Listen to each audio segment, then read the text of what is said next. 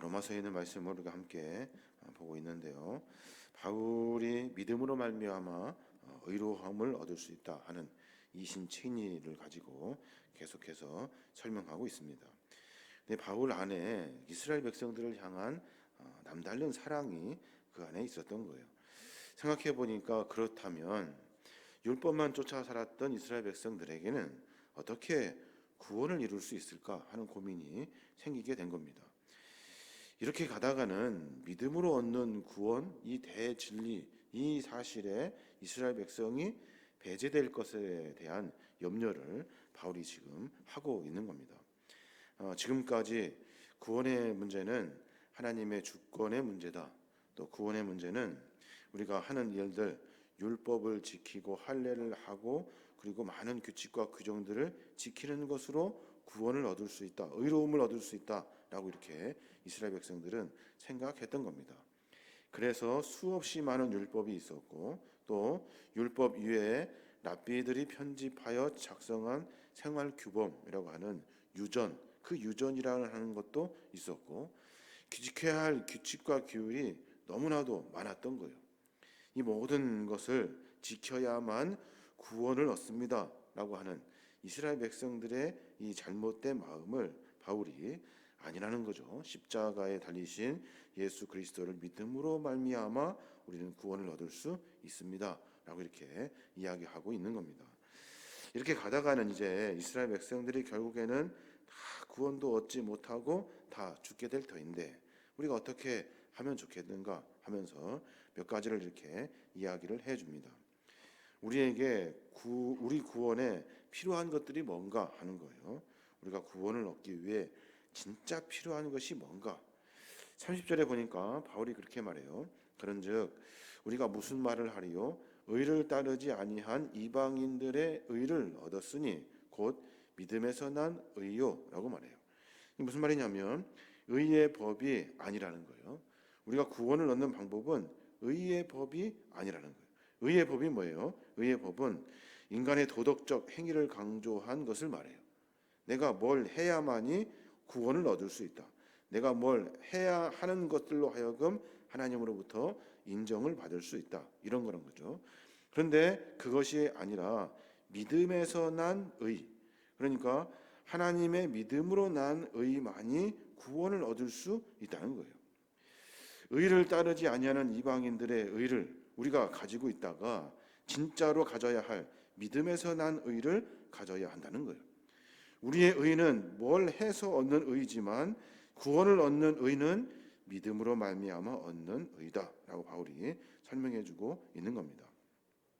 구원에 이르는 방법은 오로지 믿음으로 말미암아 하나님이 이 믿음을 우리에게 선물로 주셨거든요. 우리에게 주신 이 믿음의 선물을 가지고 예수 그리스도를 믿는 것, 예수 그리스도를 신뢰하는 것, 이것이 바로 구원을 얻는 방법이라는 거예요. 다른 규칙과 규율을 수없이 많은 규칙을 다 늘어놓고 그것을 지켰느니 안 지켰느니 하는 것 가지고는 구원을 받을 수 없다는 거죠. 결국에는 그 모든 것을 인간은 지킬 수가 없어요. 다 행할 수가 없다는 거예요. 그래서 마음 가운데 주님을 섬기는 마음, 예수 그리스도의 십자가의 사랑, 주님이 나를 위해 희생당하시고 나를 위해 사랑을 보이신 그 십자가의 보혈의 은혜, 그것이 믿어지고 그것이 신뢰가 되고 그래서 내가 예수 그리스도의 삶을 살겠노라고 결단하는 그 믿음에서 난 의, 그것이 우리에게 필요하다는 거죠. 믿음에서 난 의를 우리의 삶 속에서 하나님은 은혜를 허락해 주셔서 알게 하는 믿음의 자녀들을 하나님께서 세워주시고 그들을 통해 구원의 역사를 이루어 가신다는 거예요. 바울은 아무리 생각해도 이스라엘 백성들이 구원받기가 참 어렵다고 생각합니다. 그래서 너희들이 쫓아다니고 있는 율법의 행위로는 구원받을 수 없다.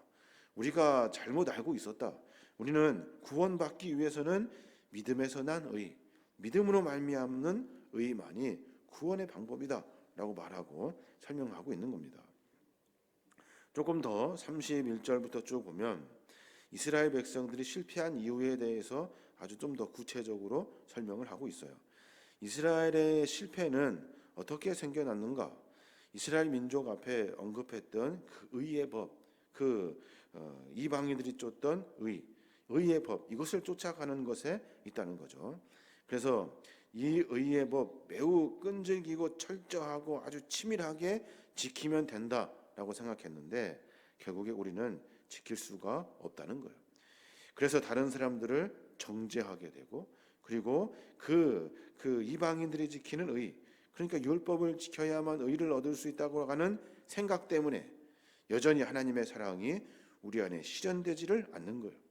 다른 사람을 볼 때 늘 그 존재 자체, 예수님이 우리를 위해 보여주셨던 하나님의 그 사랑을 보지 아니하고 쟤는 했네 안 했네, 지켰네 안 지켰네 하는 것들로 모든 시선이 만들어졌다는 거예요. 그래서 늘 그 안에는 정죄가 있고 분열이 있고 다툼이 있고 늘 서로를 미워하는 마음들이 자리 잡고 있다는 거예요. 예수님의 사랑은 그렇지가 않거든요. 주님은 우리에게 묻고 따지시려고 이 땅에 오신 것이 아니에요. 믿는 모든 자에게 구원을 주시려고 하시는 것이 하나님의 계획이라는 거예요. 근데 율법은 늘 다른 사람들을 따지는 것으로부터 시작하는 거예요. 내가 지켰느니 안 지켰느니, 내가 했는지 안 했는지, 그러면 너는 했는지 안 했는지, 안 했으니까 너는 나쁜 놈이고 나는 했으니까 나는 좋은 놈이고, 이런 식으로 계속해서 분열시켜 놨다는 거예요. 하나님의 사랑은 그렇지 않다는 거죠. 31절에 보면 의의 법을 따라간 이스라엘은 율법에 이르지 못하였으니 그래요. 그래서 결국에는 너희들 율법을 완성했니? 율법을 다 지켰니? 못했다는 거예요. 너희들도 다 못하지 않았냐? 하나님은 우리를 그렇게 말하지 아니하신다라고 선포하고 있는 겁니다. 우리의 삶의 여정 가운데 우리는 늘 그런 마음이 있죠. 하고 안 하고 잘하고 못하고 이런 것들로 하여금 마치 율법 아닌 것에 율법에 묶여가지고 삶을 살아요. 하나님의 사랑은 그렇지 않다는 거예요. 부족해도 연약해도 미련해도 우둔해도 하나님을 믿는 신뢰하는 모든 사람들에게 동일하게 주시는 것이 하나님의 은혜라는 거예요. 그 은혜는 예수 그리스도를 바라볼 수 있는 믿음을 갖게 하고, 그 은혜로 받은 믿음은 우리로 하여금 궁극적으로 하나님의 구원을 만나게 되는 그런 은혜의 대열에 서게 된다는 거예요. 생각해 볼 필요가 있는데 우리가 지금 어떻게 신앙생활을 하고 있는지를 생각해 봐야 돼요. 과연 하나님을 향한 믿음으로 신앙생활을 하고 있는가? 아니면 율법처럼 뭘 지켜야 하고 뭘 해야 한다는 율법의 조문에 얽매여져 있는가? 이제 바울은 뒤에 예수 그리스도를 다시 설명해요. 주님이 어떤 분이신 줄 아니? 라고 말하면서 주님은 부딪히는 돌이야, 거치는 반석이야 라는 용어를 사용해서 메시아를 상징적으로 표현해요. 33절에 보면 그래요.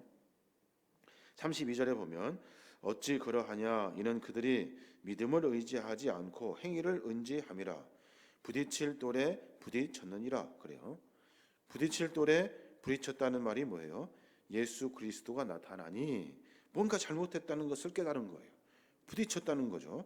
33절에 보면 기록된 바 보라, 내가 걸림돌과 거치는 바위를 시온에 두노니. 걸림돌과 거치는 바위가 뭐예요? 예수 그리스도예요. 그걸 어디다 둔다고요? 시온, 이스라엘 백성 땅 안에 둔대요. 두노니 그를 믿는 자는 부끄러움을 당하지 아니하리라 함과 같으니라. 예수 그리스도를 우리에게 보내어 주셨다고요. 그런데 율법을 지키는 것으로 의를 얻다고 생각하는 사람들은 예수 그리스도가 이해가 되지 않는 거예요. 믿음 생활 잘하고 있는 것 같았는데 그것이 걸림돌이 돼버려요. 그것들이 부딪히는 돌이 돼버린 거예요. 그런데 걸림돌과 거치는 바위를 시온에 두었는데 그 시온에 두신 예수 그리스도를 믿는 자는 부끄러움을 당하지 아니할 거라는 거예요. 율법을 하면서 열심히 뭔가 했는데 예수님이 오시면서 율법을 지키는 것이 의가 아니라는 것을 깨달았다는 거예요. 그리고 나서 계속해서 부딪혀요. 그러면서 매번 무너지고 좌절하고 절망을 맛보게 된다는 거예요.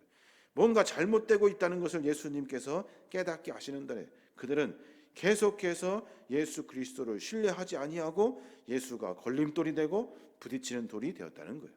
그런데 하나님의 은혜로 믿음을 가진 사람들은 그 걸림돌과 그 부딪히는 돌이 우리에게는 부끄러운 일이 아니게 된다는 거예요. 이게 바로 바울이 말한 예수 그리스도를 향한 믿음을 이야기하고 있는 겁니다. 우리의 신앙의 모습 가운데 우리는 자기의 기준, 자기 생각, 자기 판단으로 삶을 만들어 갑니다. 근데 그것이 맞다고 생각했는데 말씀 앞에 무너지게 되죠. 그리고 예수 그리스도의 사랑에 우리의 모든 삶의 기준이 무너져 버려요. 그런데 그것이 마치 아닌 것처럼 전에 있었던 생각들을 끌고 간다면 예수의 사랑은 부딪히는 돌이 되는 거예요. 거치는 반석이 되는 거예요. 그러므로 말미암아 예수의 은혜와 사랑을 누리지 못하게 되는 겁니다. 바울은 이스라엘 백성들을 보고 안타까워합니다. 왜냐하면 예수 그리스도는 우리를 위해 구원하기 위해 오신 하나님의 아들, 구원자 예수 그리스도인데 우리는 그것을 인정하지 않고 우리가 해왔던 율법 다 지키지도 못한 율법 붙들고 삶을 살고 있다는 거예요. 그래서 예수 그리스도를 거치는 돌, 부딪히는 돌이라 생각하여 기어이 그냥 뽑아내려고 죽이려고 작정하고 덤벼들었다는 거예요. 신앙과 삶의 여정 가운데 하나님 우리에게 주신 은혜는 예수 그리스도를 알아보고 예수 그리스도를 신뢰하고 예수 그리스도와 함께 구원의 대열에 서는 거예요. 바울은 그것을 원하고 있었다는 거죠.